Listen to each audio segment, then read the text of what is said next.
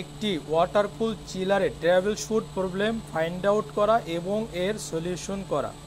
দেখতেই পাচ্ছেন এটি একটি 375 টন ওয়াটার কুল চিলার।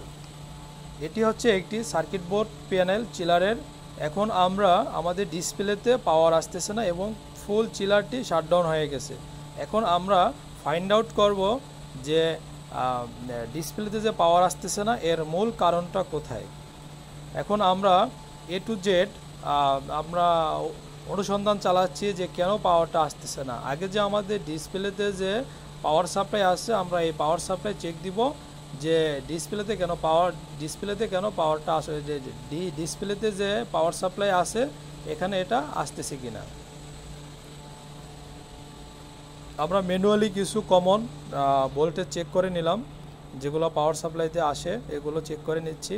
এবং এখন আমরা দেখেন এখানে যে ডিসপ্লেতে যে পাওয়ার সাপ্লাই আসে এসি 24 ভোল্ট, আমরা এখন এসি 24 ভোল্ট চেক করে নিচ্ছি। দেখেন আমরা পাওয়ার সাপ্লাইয়ের এসি 24 ভোল্টের জ্যাকটি খুলে নিয়েছি, এখানে আমরা কোনো ভোল্টেজ পাই নাই। তার মানে আমার মেন যেখানে ইনকামিং হয়েছে ট্রান্সফরমার অথবা ফিউজ, এখানে কোনো সমস্যা আছে।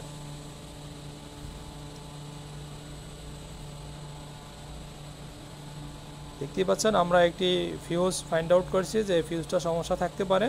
এখন আমরা ফিউজটা পরিমাপ করব যে ফিউজটা কি ভালো আছে নাকি কেটে গেছে। এখন আমরা মিটারটিকে ওহমসে নিয়ে যাব। এখন আমরা মিটারটি ওহমসে সেট করলাম। এখন আমরা ফিউজটি মেপে সরাসরি আপনাদেরকে দেখাচ্ছি। দেখেন ফিউজটি কিন্তু খারাপ আছে, অফ অবস্থায় দেখাচ্ছে, তার মানে ফিউজটি খারাপ। এই যে আমরা এখন শর্ট করে দেখালাম, দেখুন এখানে কিন্তু শর্ট দেখাচ্ছে। এই যে ফিউজটি খারাপ, তার মানে কোনো কানেকশন নাই। এই যে এখন কিন্তু ভালো দেখাচ্ছে, তার মানে ফিউজটি খারাপ। ফিউজটি কেটে যাওয়ার কারণে আমাদের ডিসপ্লেতে কোনো পাওয়ার আসে নাই এবং পুরো চিলারটি অফ হয়ে গেছে।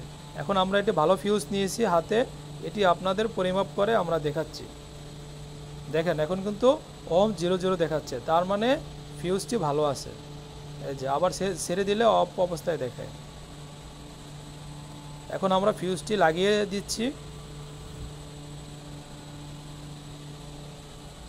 দেখতে পাচ্ছেন এখন আমরা ফিউজটি লাগিয়ে দিচ্ছি। ফিউজটি লাগিয়ে আমরা চিলারটি চালিয়ে ট্রায়াল দিব।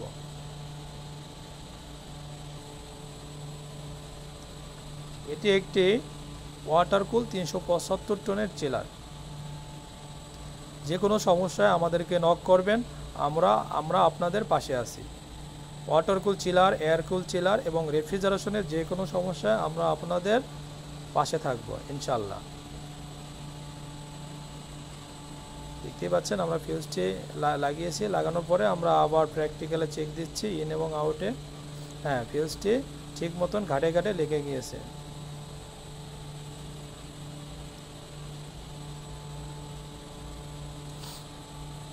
আবারও আমরা চেক দিয়ে নিচ্ছি যে ফিউজটির ঘাটে ঠিক মতন মানে লাগছে কিনা।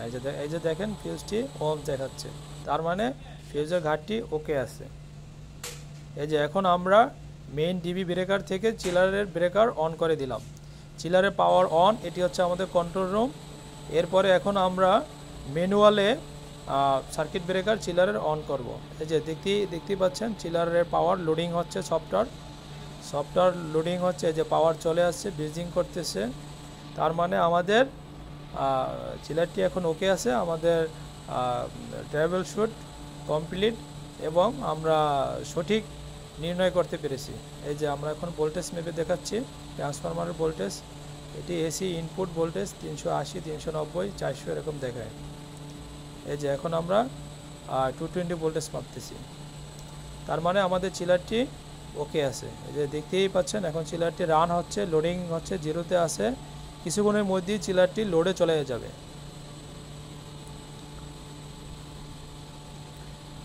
বন্ধুরা কিছুক্ষণের মধ্যেই চিলারটি লোডে যাবে। এখন আমরা কিছু সেটিং করতেছি, চেক আপ দিতেছি যে এগুলো ঠিক আছে কিনা।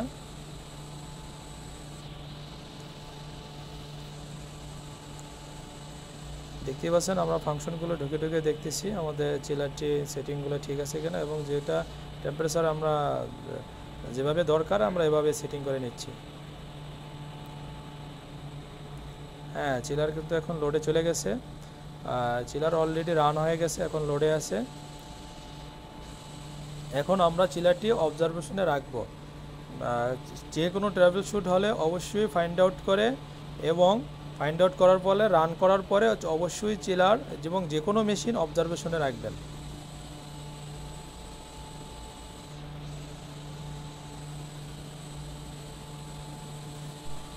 বন্ধুরা, আমাদের কাজটি সম্পন্ন হয়েছে। আল্লাহ হাফেজ, ভালো থাকবেন।